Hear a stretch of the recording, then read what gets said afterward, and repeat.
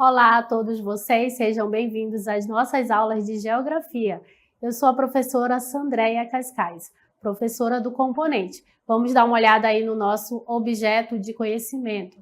Essa é a aula de número 30 e o objeto de conhecimento é desigualdade social e o trabalho.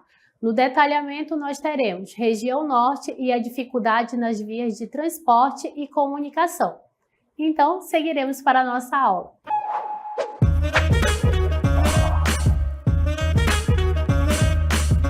Bem, esta aula é muito relevante para nós, pois nós traremos, aqui nós iremos estudar a temática dos transportes na nossa região norte.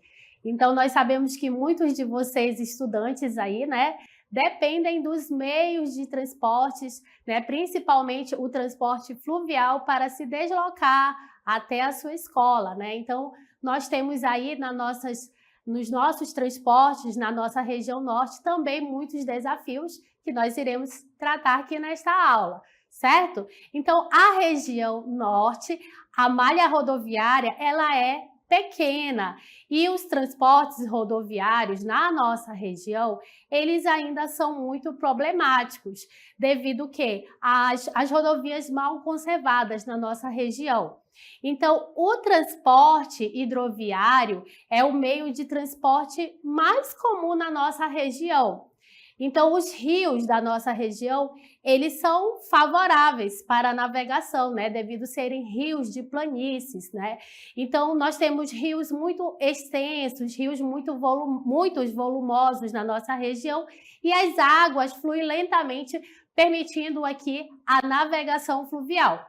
Quanto ao transporte ferroviário, ele é quase que inexistente na nossa região norte. Então, as rodovias na região norte, nós temos como principais estradas as nossas rodovias federais, Então, as nossas rodovias federais, elas são denominadas como BR. Então, as principais rodovias que cortam a região norte, nós temos a rodovia Belém-Brasília e a rodovia interoceânica, tá? E também nós temos a rodovia que liga Manaus a Boa Vista, que é a BR-174, certo? Que ela vai permitir acesso ao Caribe, lá passando pela Venezuela. Então, somando todas as rodovias, da região norte do Brasil, incluindo os nossos 7 estados aqui da nossa região norte, nós temos aproximadamente 13.858 quilômetros de rodovias cortando aí a região norte do Brasil. E aí a gente vai verificar aqui algumas características da rodovia Belém-Brasília, certo? A rodovia Belém-Brasília, ela está aqui, a gente pode observar no mapa, ela foi inaugurada em 1960, certo? Então, ela inicia aqui, em Brasília, passando por Goiás, Tocantins, Maranhão, até chegar em Belém do Pará. Então, a rodovia Belém-Brasília também é conhecida como rodovia Bernardo Sayão. E ela foi inaugurada em 1960, assim como a maioria das rodovias brasileiras, que elas foram criadas na década de 60 e 70, quando o governo federal ele tinha o intuito, ele criou as rodovias aqui na região norte, porque ele tinha o intuito de integrar essa região ao restante do Brasil. Mas quanto à rodovia Bernardo Sayão, ela é um conjunto ou rodovia Belém-Brasília, ela é um conjunto formado por 11 rodovias federais do Brasil. Então, ela vai receber várias nomenclaturas ao longo da sua extensão. A BR-060, a BR-080, a BR-153, BR-242, BR-226, BR-230, BR-316, entre outros. Então, essa rodovia, ela liga a capital do país, a nossa cidade de Brasília, até a cidade de Belém do Pará. Então, ela tem 2.130 quilômetros de extensão. Por que essa rodovia é também chamada de Bernardo Sayão? Ela recebeu esse nome em homenagem, ao engenheiro agrônomo Bernardo Sayão, que ele foi responsável, né, pelo nosso presidente Juscelino Kubitschek, né, ele foi responsável por comandar, né, toda a construção da rodovia naquele período. Por isso, ela também recebe esse nome. E aí agora a gente vai ver a BR-174, tá? Que é a rodovia aí que nós temos na nossa região norte também. E ela vai se iniciar, né, aqui a BR-174, ela vai se iniciar no Mato Grosso. Na verdade, o projeto original dela, ela vai se iniciar no estado do Mato Grosso, passando por Rondônia, né, passando pelo estado do Amazonas e chegando, né, passando por Roraima e chegando até Pacaraima, lá na fronteira com a Venezuela. Então, ela foi construída no ano de entre 1968 e 1977. Então, o projeto original da BR-174, né, ele incluía, né, essa integração da fronteira do Brasil com a Venezuela. Então, nesse projeto original, a BR ela teria, né, 3.319,9 quilômetros, né, de extensão. Porém, há trechos dessa rodovia que não foram construídos.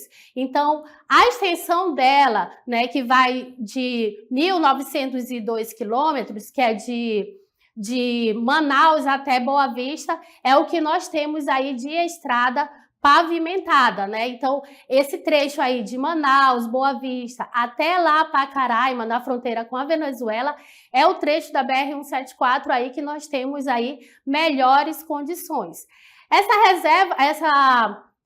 Essa rodovia, ela vai atravessar, né, a terra indígena Waimiri-Atroari, né? Tanto é que quando você sai da cidade de Manaus, é importante que você também tem uma programação, né? Porque existem algumas limitações próximo ao tráfego na rodovia, nesse trecho próximo à reserva, né? Principalmente no período noturno, né? Então, quando você tem que se programar para passar na rodovia antes das 18h30, porque das 18h30 até aproximadamente 6 horas da manhã, ela fica ali interditada. E aí nós temos também a rodovia interoceânica, que é também conhecida como Estrada do Pacífico. A rodovia interoceânica ou Estrada do Pacífico, ela é uma estrada binacional. Por quê? Porque ela liga, né, o Brasil ao Peru. Na verdade, a rodovia interoceânica, ela começa em Limeira, lá em São Paulo.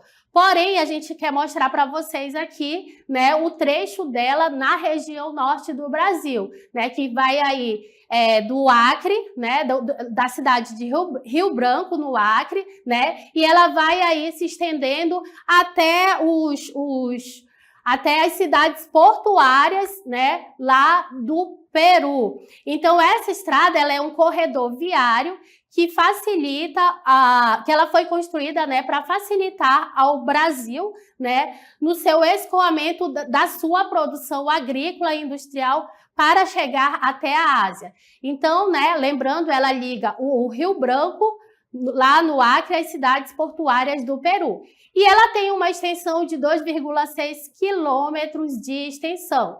Ela passa pela Amazônia, né, Amazônia peruana, até chegar lá nos Andes, certo? Então, essas são as 3 principais rodovias da região norte do Brasil. Mas aí a gente vai dar uma verificada neste mapa aqui, né, o mapa da rede viária da região norte, onde a gente pode observar outras rodovias da nossa região. E aí a gente pode destacar aqui também, nós temos a BR-163, nós temos a BR-153, a BR-230, que é a Transamazônica, a BR-319, que também é uma importante rodovia, né, a rodovia Manaus-Porto Velho, a BR-174, que nós já falamos de algumas características dela, e nós temos a Belém-Brasília também, são rodovias, a BR-364, que são as principais rodovias que cortam, né, a região norte do Brasil. Então, os rios da Amazônia, eles são as principais vias de transporte da nossa região. Então, assim, se tratando agora, né, do nosso transporte fluvial. Então, os rios, os igarapés, os furos, os paranás, né, que formam a nossa bacia amazônica aí, né, essa grande bacia hidrográfica, esses rios eles são carregados de significados para a população dessa região, principalmente para as populações ribeirinhas, aquelas que vivem, né, na margem dos rios e dependem muito, né, do transporte fluvial, né, para o deslocamento aí, para a sua vida cotidiana e também para o transporte de seus produtos agrícolas, certo? Então, a população ribeirinha, né, ela acompanha a dinâmica desses corpos d'água, as cheias, as vazantes, né, ela vai interferir aí, né, no modo de vida das populações. Ela vai estruturar a vida socioeconômica desses povos. Então, esse ciclo das águas, de cheia e vazante, ele vai implicar aí em várias questões relacionadas aí ao deslocamento das populações ribeirinhas da Amazônia.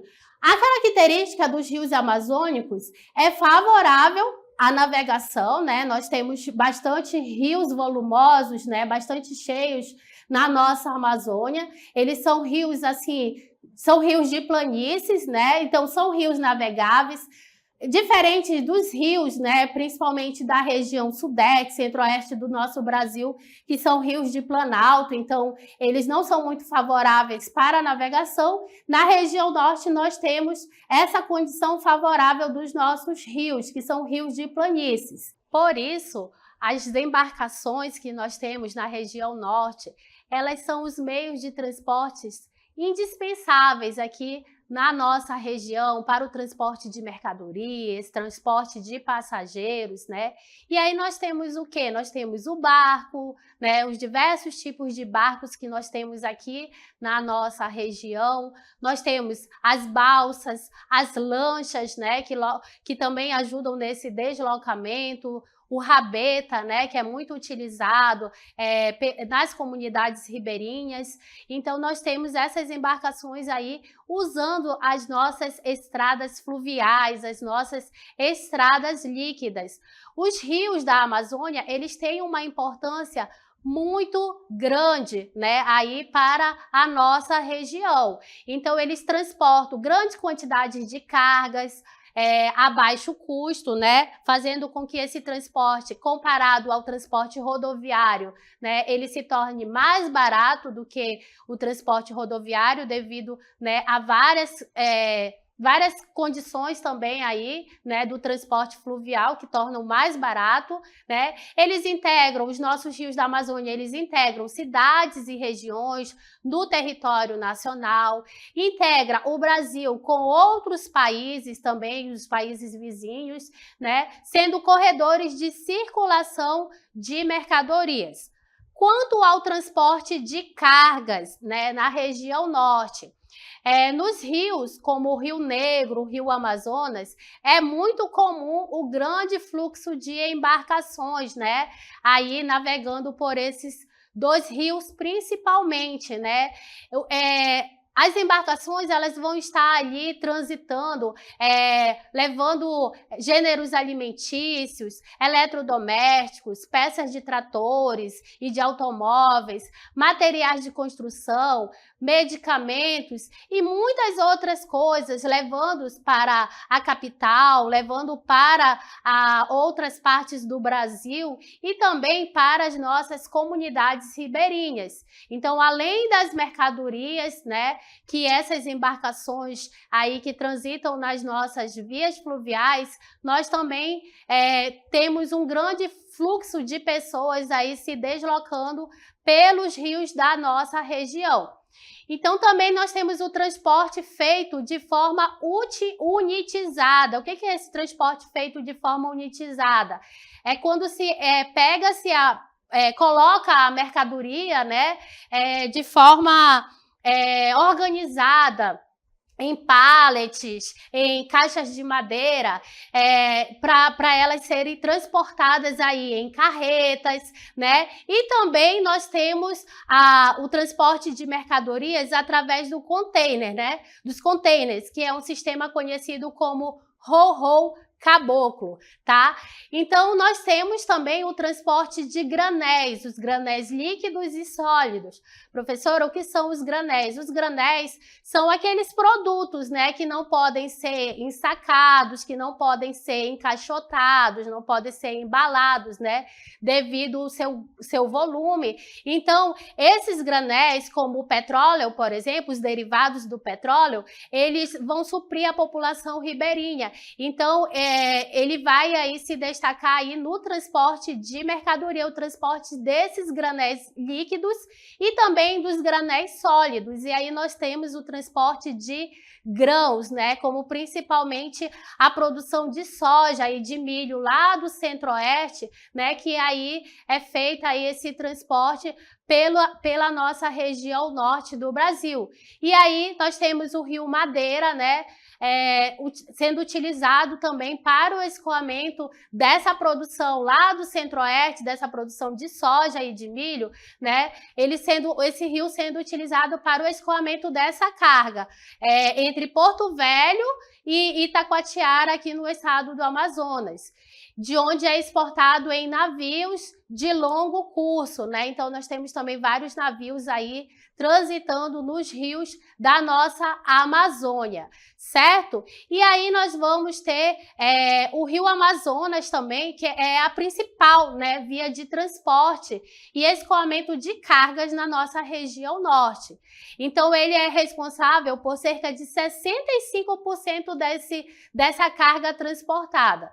Então, segundo a Agência Nacional de Transportes Aquaviário, a ANTAQ, somente em 2022, né, a Rede Hidrográfica Amazônia, ela foi responsável pelo transporte de mais de 71 milhões de toneladas de carga. Então, é um grande volume aí sendo transportado pelo Rio Amazonas, né, que é a principal via utilizada aí, tendo sido transportado por essa via mais de 34 milhões de toneladas, entre alimentos, materiais de construção, insumos para a indústria, combustíveis, além de outros tipos de mercadoria. No entanto, um fator natural, que é a severa seca, que nós estamos enfrentando aí esse problema, né, nos últimos anos, a severa seca que atinge o rio nesses últimos anos vem desafiando a logística de transporte de mercadorias, né? E nós temos aí as previsões, né, os estudos afirmando que em 2024 nós teremos aí uma seca bem severa, né? E aí nós temos já os nossos governos aí preocupados, né, com as políticas públicas, principalmente aí fazendo planejamentos em relação à dragagem dos rios para facilitar esse transporte de mercadorias, e dentro dessas políticas públicas também vai envolver a questão, né, do abastecimento de água potável, né? Então tudo aí está envolvido nesse planejamento dos governos para a prevenção dessa seca. Entretanto, entre outubro e novembro do ano passado, né, houve uma restrição de 40% a 50% da capacidade de navegação pela via. Então, aí, o baixo nível dos rios aí vai implicar, né, nesse transporte de mercadorias, aí reduzindo, né, essa capacidade de navegação aí pelos nossos rios. Também nós temos o transporte de passageiros, né, que onde vai predominar os barcos de recreio ou os barcos tradicionais, né? E aí nessa imagem vocês podem ver, né, um barco de recreio aí onde nós temos os redários, né, que é bem característico aí onde as pessoas colocam as suas redes de forma organizada, né, para se locomoverem através desses transportes para outros municípios da região norte, né, outras comunidades. Então, o transporte de passageiros na região amazônica ele tem uma elevada importância, porque inúmeras comunidades e localidades elas não vão ter outra opção de transporte para se locomoverem, né, a não ser o transporte fluvial. E aí nós podemos citar como exemplo Parintins, né, um município, né, que está ligado à cidade de Manaus apenas por via fluvial. Então, nós não temos rodovias aí, né, que ligam Parintins a Manaus. Então, a única forma de se locomover é o transporte fluvial ou o transporte aéreo. Porém, né, devido aos custos, o transporte fluvial ele acaba sendo muito mais utilizado pela população de Parintins, por exemplo, para se deslocar do município até a capital. Então, é muito comum a utilização de embarcações que transportam cargas regionais, né, trazendo lá vários tipos de mercadorias, vários tipos de produtos agrícolas, juntamente com os passageiros. Então, quando há esse transporte, né, de cargas regionais junto com o transporte de passageiros, nós dizemos que é um transporte misto. O convés principal ele pode ser destinado tanto para carga quanto para passageiros nessas embarcações, dependendo aí, né, da necessidade do trajeto, né, que essa embarcação está realizando.